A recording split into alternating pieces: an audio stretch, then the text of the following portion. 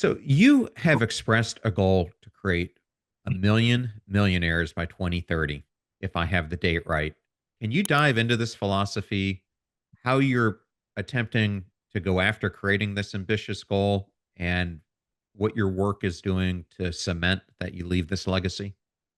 I mean, first of all, we all play games. I mean, life is just a game. You can really win and you can really lose. And I think the first thing we all need to realize is that this whole thing I call the sport of life. And so, whether you want to play the sport of health, if you want to play the sport of wealth, if you want to play the sport of creativity, love, marriage, they're all games. And you either win or you'll lose. And you can either play like a pro, right, and get it really right and all the time, or you can play like an amateur. You can play for fun or you can play it for it all.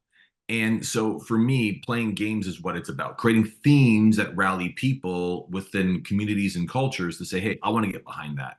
So when I created that mission of creating 1,000 millionaires, it was about 3 years ago when I declared doing that. It was at the turn of 2020. So in 10 years, I wanted to hit 1,000 millionaires. Now, what's interesting is it does beg the question, how does one define millionaire? So it could be asserted that being a millionaire means, well, what are you measuring that would justify that measure? So is it money? Is it $1 million, like actual currency? Is it $1 million in net worth? Is it $1 million in wealth? And if so, what do you measure as in wealth? Like I can look at my pen that was gifted to me for my birthday by my son with a little name on there. I mean, the pen that's inside here is priceless to me. So does it mean that this is $1 million? So what it did was it gave rise to not just having to break down the distinctions of what does $1 million look like for people, but in the same time, it brought me back into the financial services world. So I was delighted that about at the time, around the time that I made that declaration, check this out, John, this is so cool. I mean, when I made the declaration, I was going to play that game. What's amazing about the universe is that it begins to conspire to have you win it. If you're committed to the game, the universe will conspire to have you win it. Now, I'm not a chakra guy. I'm not an energy guy. I'm just not. I don't have crystals around my house. But man, when it feels right, right, it's all right. When it feels good, let's grow.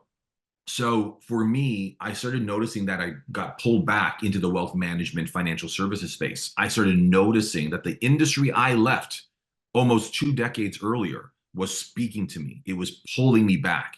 And the reason why was I was, well, 20 years wiser. I was 20 years older. I'd spent 20 years in that space, maybe 15. And as a result, it was pulling me back.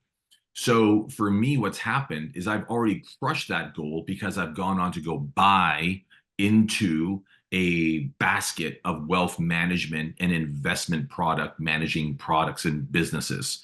So I'm starting to consolidate this infrastructure to build a new financial services type company.